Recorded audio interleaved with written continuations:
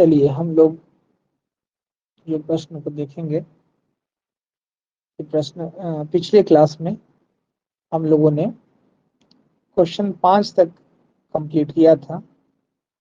अब हम क्वेश्चन 5 के बाद क्वेश्चन 6 को देखते हैं। क्वेश्चन 6 क्या कह रहा है, इसको हम लोग देखते हैं। ये इंपॉर्टेंट क्वेश्चन है जो टैक्सोनॉमी से लिया गया है। टैक्सोनॉमी में प्रिंसिपल ऑफ क्लासिफिकेशन से लिया गया है, जिसमें हम लोगों ने पिछले दिनों 5 प्रश्नों को डील किया था। अब हम उससे आगे 5 और प्रश्नों को डील करूंगा। तो क्वेश्चन क्या है समझते हैं।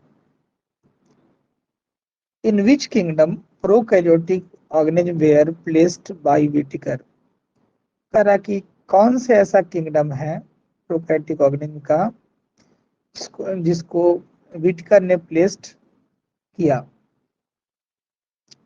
आर.एच. व्हिटेकर का नाम हम लोग जानते हैं। हम लोग ये भी जानते हैं कि मोनेरा, प्रोटिस्टा, एनिमिलिया, फंजाई और प्लांटी होता है। और इसके अलावा इसमें जो प्रश्न कहा गया है कि कौन से किंगडम को उसने क्लासिफाई किया, तो उस हिसाब से अगर हम लोग देखें तो यहाँ पर आपको देख रहा है कि द 5 किंगडम क्लासिफिकेशन प्रपोज किया गया आर.एच. व्हिटेकर के द्वारा। कब किया गया? 1969 में। The kingdom Monera is comprised of unicellular prokaryotic organism. Monera एकमात्र ऐसा ग्रुप है जो प्रोकैरियोटिक में आता है।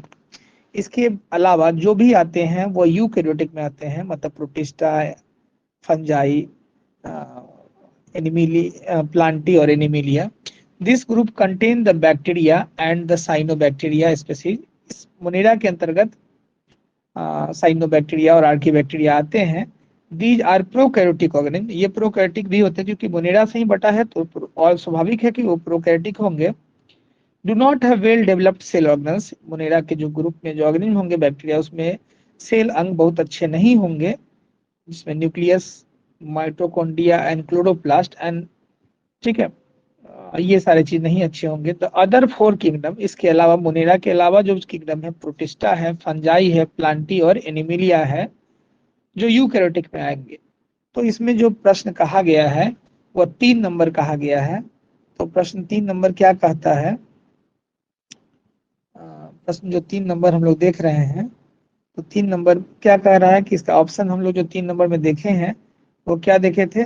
3 नंबर ऑप्शन हो गया, मोनेरा को उसने क्लासिफाई किया और उसी को 2 भागों में क्लासिफाई किया, यू बैक्टीरिया और आर्की बैक्टीरिया के रूप में उसने क्लासिफिकेशन करने का काम किया था। अब ये चीज को हम लोगों ने इस प्रश्नों में देख लिए हैं, किस तरह से क्लासिफिकेशन किया गया। ठीक है, तो इसका ऑप्शन सी हो जाएगा, मतलब मोनेरा इसका सही ऑप्शन होगा। ठीक है, उसने बैक्टीरिया को क्लासिफाई किया था किसमें? साइनो बैक्टीरिया के रूप में। कौन कौन बैक्टीरिया के रूप में? साइनो बैक्टीरिया के रूप में उसने क्लासिफाई किया। एक स्पीसीज उसका क्या था? Cyanobacteria. और साइनो बैक्टीरिया के रूप में उसने क्लासिफाई किया और एक आर्की बैक्टीरिया के रूप में क्लासिफिकेशन करने का काम किया। ठीक है, प्रोकैरियोटिक ऑर्गेनिज्म होने के साथ साथ ये गुण होते हैं, इसमें न्यूक्लियस, माइटोकॉन्ड्रिया और क्लोरोप्लास्ट नहीं मौजूद होते हैं। ठीक है, जबकि उसके अलावा 4 और किंगडम जो था वो हम लोग पहले से जान चुके हैं कि ये 4 किंगडम थे। अब क्या है? Concern with nomenclature of organism. इसमें जो नाम देने की नोमेनक्लेचर की प्रक्रिया है, नोमेनक्लेचर का मतलब होता है नाम देना, तो नाम देने की जो प्रक्रिया है इसके बारे में क्या कंसर्न है? नाम देने की प्रक्रिया जो हो गया वो किसने शुरुआत किया? तो एक ऑप्शन है व्हिटेकर, दूसरा ऑप्शन है स्ट्रिकलैंड। क्या ऑप्शन केवल एक सही है? तो व्हिटेकर केवल नहीं है। क्या ऑप्शन बी सही है?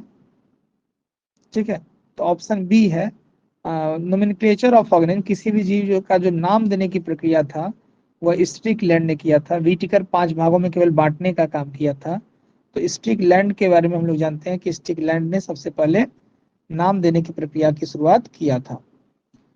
स्ट्रिकलैंड के बारे में क्या क्या बातें हैं तो थोड़ा सा देखते हैं। Strickland was an English geologist. Geologist बोला गया है, जियोलॉजिस्ट का मतलब हो गया भू विज्ञान के जानकार थे। ऑर्निथोलॉजिस्ट मतलब पक्षी विज्ञान के भी जानकार थे, नेचुरलिस्ट मतलब प्राकृतिक विज्ञान के भी जानकार थे, और सिस्टमेटिक्स्ट और किसी भी चीजों को क्रमबद्ध तरीके से सजाने के बारे में भी उनकी जानकारी थी।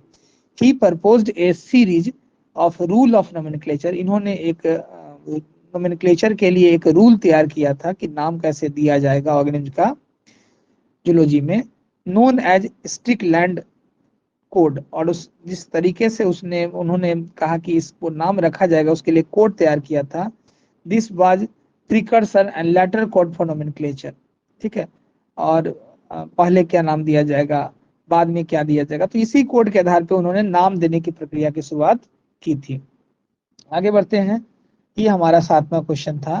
क्वेश्चन नंबर 8वां देखते हैं। 8वां क्वेश्चन क्या कहता है, according to 5 kingdom classification protozoa are placed. 5 kingdom classification में प्रोटोजोआ को किसमें स्थान दिया गया है? पहला मोनेरा होता है, ये जानते हैं। दूसरा प्रोटिस्टा होता है, ये भी जानते हैं। तीसरा फंगी होता है, ये भी जानते हैं। चौथा प्लांटी होता है और 5वां एनिमिलिया होता है। तो कह रहा कि प्रोटोजोआ को हम लोग किस में रखे हुए हैं?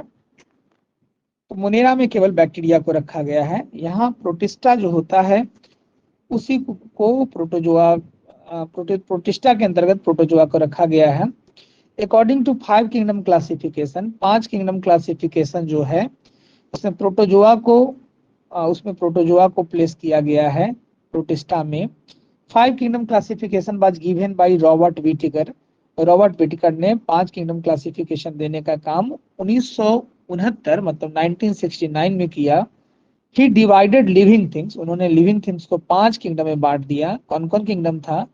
तो पहला था मोनेरा, दूसरा था प्रोटिस्टा, तीसरा था फंगी, चौथा था प्लांटी और 5वां था एनिमेलिया। अब कह रहा कि इसके कैरेक्टरिस्टिक फीचर क्या था प्लांटी का, कि प्रोटिस्टा का कि यह यूनिसेलुलर होता है और यूकैरियोटिक होता है, जबकि मोनेरा जो होता है वो सबसे पहला था और प्रोकैरियोटिक होता था। दे आर मेम्ब्रेन बाउंड, यह चारों तरफ से मेम्ब्रेन से घिरा होगा और मोनेरा से अच्छा क्वालिटी का होगा क्योंकि उसके बाद आया है ये। ठीक है, मेम्ब्रेन बाउंड और न्यूक्लियस, इसके न्यूक्लियस में चारों तरफ से घिरे होंगे और जो भी अंग भी मिलेंगे वो भी मेम्ब्रेन से घिरे होंगे।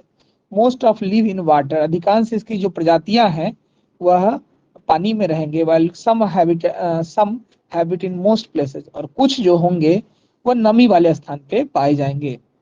दे हैव द स्यूडोपोडिया, इनके पास स्यूडोपोडिया होगा जिसकी मदद से यह जगह बदलने का काम करेंगे। फ्लैजिला होगा, बॉडी के ऊपर में हेयर लाइक स्ट्रक्चर जो होता है उसको फ्लैजिला कहते हैं। छोटा छोटा हेयर लाइक स्ट्रक्चर तो उसको सीलिया कहते हैं। सीलिया रेगुलर मूवमेंट करने में मदद करेगा, फ्लैजिला लंबा डिस्टेंस को मूव करने में मदद करने का काम करेगा। तो इस मदद से हम कह सकते हैं कि प्रोटिस्टा में इतना सारा गुण आता है। अब हम चलते हैं क्वेश्चन नंबर 9 की तरफ। क्वेश्चन नंबर 9 की तरफ देखते हैं क्या कहता है। क्वेश्चन नंबर 9 कहता है कि highest category of taxonomy is called, taxonomy में सबसे बड़ा कैटेगरी किस नाम से जानते हैं? अगर सबसे छोटा पूछा जाता तो स्पेसीज होता और सबसे बड़ा पूछा जाता तो किंगडम होता। इसके लिए हमने एक कोड बनाया है जिस कोड के आधार पे आप चीजों को तैयार कर सकते हैं। कि मेरे एक चाचा है जिनका नाम कामेश्वर है, टी से हो गया प्रसाद, सी से हो गया चाचा, ओ से हो गया और, एफ से हो गया फूफा, जी से हो गया जी, एस से हो गया साथ। ठीक है, के से हो गया किंगडम, टी से हो गया फाइलम, सी से हो गया क्लास, ओ से हो गया ऑर्डर, एफ से हो गया फैमिली, जी से हो गया जीनस और एस से हो गया स्पीसीज। अब सबसे बड़ा पूछा जा रहा है तो किंगडम बोल देंगे और सबसे छोटा पूछा जाएगा तो स्पीसीज बोल देंगे। अगर किसी भी तरीके से टेढ़ा कर भी दिया जाए तो उसको आप बना सकते हैं, फाइलम की जगह पे आप डिवीजन भी डालना जा सकता है। ठीक है, अब आगे देखते हैं। हाईएस्ट, अब कह रहा कि highest category of taxonomy is called kingdom, सबसे हाईएस्ट जो टैक्सोनॉमी है उसको किंगडम कहते हैं। There are 7 main taxonomy category, 7 taxonomy में बांटा गया है। ठीक है, किंगडम सबसे बड़ा हो गया, किंगडम के बाद के बोले हैं और के बाद कामेश्वर प्रसाद बोले हैं तो फाइलम हो गया। फाइलम एनिमल में होगा और यही अगर प्लांट में होगा तो डिवीजन हो जाएगा। उसके बाद कामेश्वर प्रसाद हो गया, चाचा हो गया तो क्लास हो गया, ऑर्डर और है तो ऑर्डर हो गया, फूफा जी है तो फैमिली हो गया, जी हो गया फूफा जी जी हो गया, और स्पेसीज साथ है, साथ है मतलब स्पेसीज हो गया। तो आपको किसी भी तरीके से टेढ़ा कैसे भी कर देगा, तो आप इसको इस कोड के आधार पे अरेंज कर सकते हैं। इसी को हम लोग टेक्सोनॉमिकल कैरेक्टर और रैंक के नाम से जानते हैं। अब हम लोग जो क्वेश्चन देखते हैं 9 नंबर क्वेश्चन के बाद हम लोग का जो क्वेश्चन होगा क्वेश्चन नंबर 10। 5 क्वेश्चन पिछले क्लास में हम लोग देखे थे और आज भी हम लोग 12 क्वेश्चन तक देखेंगे।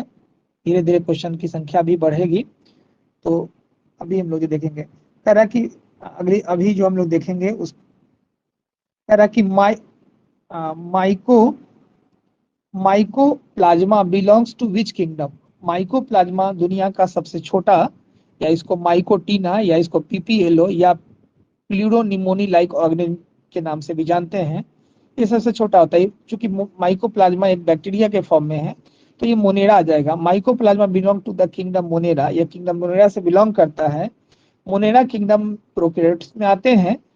ये मोनेरा ही केवल प्रोकैरियोट्स में आते हैं और बाकी सारे यूकैरियोट्स में आते हैं। It include the single cell organism, यह एक कोशिका वाले जीव होते हैं। इसके पास प्रॉपर तरीके का अच्छा न्यूक्लियस नहीं माना जाता है।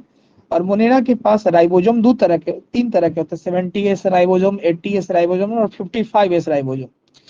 ऊपर के क्लास में 55S राइबोसोम के बारे में बताया गया है, लेकिन यहाँ पर हम लोग 70 और 80 से ही समझते हैं। तो यहाँ पर जो है इसके पास 70 है। 70 को अगर तोड़ेंगे तो ये 50 और 30 के रूप में बढ़ता, वहीं 80 होता तो इसको तोड़ते तो 60 और 40 के रूप में बढ़ जाता सैडबर्ग यूनिट में। ठीक है, तो एस यहाँ पर सैडबर्ग यूनिट है।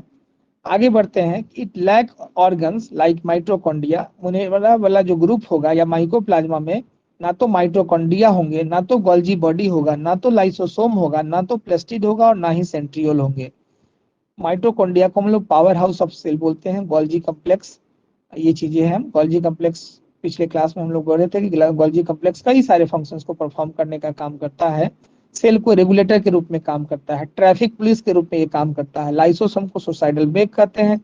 प्लास्टिड कलर देने का काम करता है प्लांट में, जिसमें कई टाइप होते हैं, क्लोरोप्लास्ट, ल्यूकोप्लास्ट और क्रोमोप्लास्ट। क्लोरोप्लास्ट हरा होता है, क्रोमोप्लास्ट कलरफुल होता है और ल्यूकोप्लास्ट स्टोरेज करने का काम करता है। और सेंट्रोजोम जो हो गया वो पाए जाते हैं सेल के अंदर। ये होते हैं they reproduce asexually bye binary fusion, मतलब माइकोप्लाज्मा अपनी संख्या को ग्रोथ करने के लिए जो है बाइनरी फ्यूजन का उपयोग करते हैं और उसी से अपने संख्या को बढ़ाने का काम करते हैं।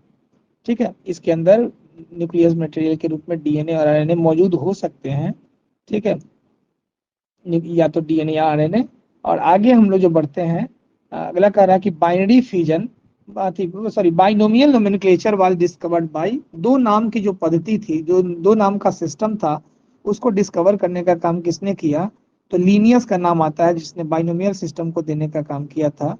Biologist follow universal acceptance principle. Biologist जो होता है ऐसे सिस्टम को रखना चाहते हैं, जैसे ऐसा यूनिट सिस्टम होता है उसी का ऐसा सिस्टम को रखना चाहते हैं जो पूरा दुनिया में इसको माना जा सके। ठीक है, किसी भी जीव को नेम नोन एज ऑर्गेनिज्म, जिसको हम लोग पूरा दुनिया में उसी नाम से जाने, क्योंकि हर देश में जाने के बाद नाम बदल जाता है। तो ऐसे में क्या होगा कि कई सारी समस्याएं आने लगेगी। Each name has been two component, हर नाम के दो कंपोनेंट होते हैं। सर अभी स्टार्ट किए हैं।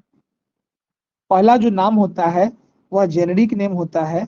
जब जेनेरिक नेम होता है और स्पेसिफिक, सर और अभी इसके स्टार्ट अलावा किए हैं। हाँ हाँ, थोड़ा देर पहले स्टार्ट किए हैं, थोड़ा देर पहले स्टार्ट हुआ है। ठीक है, ठीक है। थोड़ा देर पहले स्टार्ट हुआ है, 5 से थोड़ा देर में रिकॉर्ड भी मिल जाएगा, तो आप रिकॉर्ड भी देख सकते हैं यहाँ से। ठीक है,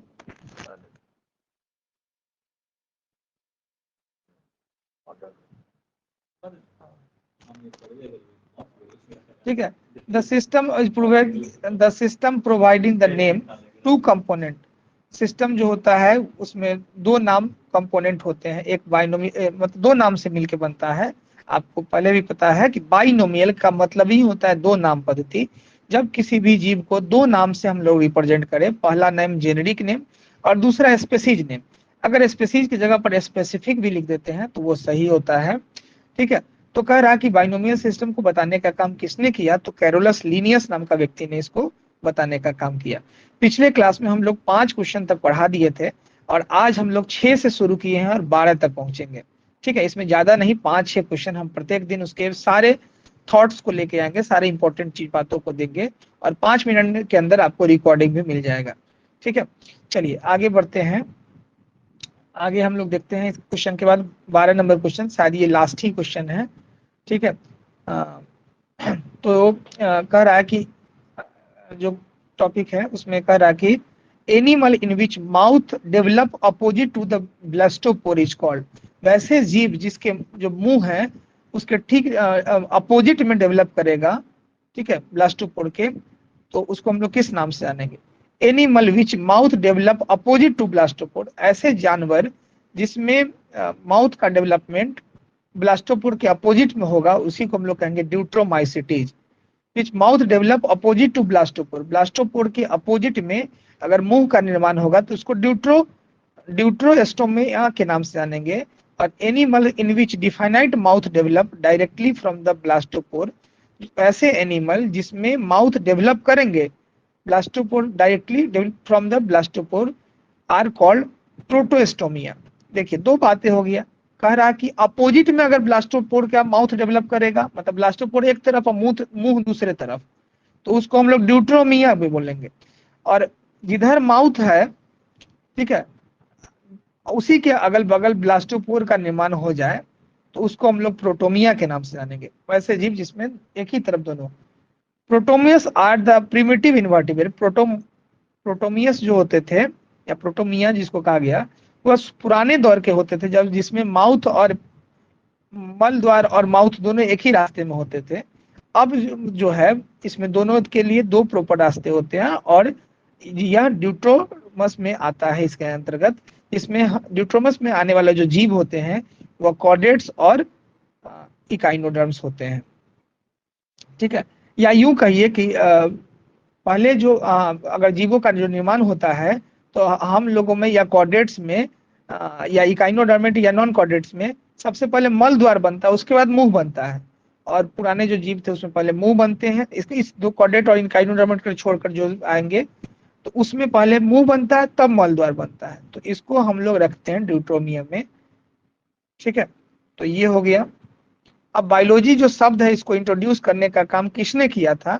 तो बायोलॉजी शब्द को ट्रेविनस नाम का व्यक्ति और एक और लेमार्क, ये दो व्यक्ति थे। तो लेमार्क, ट्रेविनस अगर नहीं रहे और लेमार्क भी रहे तो आप लेमार्क का नाम दे सकते हैं। लेमार्क नाम का व्यक्ति ने सबसे पहले इसको बताने का काम किया था। लेमार्क नाम का व्यक्ति ने इसको सबसे पहले बताने का काम किया था। इस बात को डील कर देते हैं। लेमार्क करा कि जो शब्द बायोलॉजी शब्द है उसको इंट्रोड्यूस करने का काम लेमार्क ने 1802 ईस्वी में किया था। Describe the science of the life, इन्होंने बताया कि बायोलॉजी एक जीवन जीने का साइंस है, विज्ञान है। Biology the branch of science, biology जीव विज्ञान की शाखा होती है जिसमें deals with the study of living organism, जिसमें सजीवों के बारे में पढ़ते हैं। The term biology was coined by the scientist, biology जो शब्द था उसको साइंटिस्ट ने उसी समय में जब इसके बारे में जानकारी हुई तभी नाम रख दिया। लेमार्क और ट्रेविनस आ गया नाम, ये दोनों व्यक्ति ने मिलकर बायोलॉजी शब्द दिए थे। Lamarck coined the term with the study of life form, Lamarck जो शब्द दिए वह स्टडी करने के बाद दिए कि इसमें खाली सजीवों के बारे में पढ़ना है, इसलिए उनको बायो और लॉजी, लाइफ और स्टडी, बायोस और स्टडी, अगर हम लोग लैटिन भाषा के शब्दों से समझे तो लैटिन भाषा एक या जो भाषा होता है ये मृत भाषा होता है, इसलिए उसका प्रयोग किया जाता है।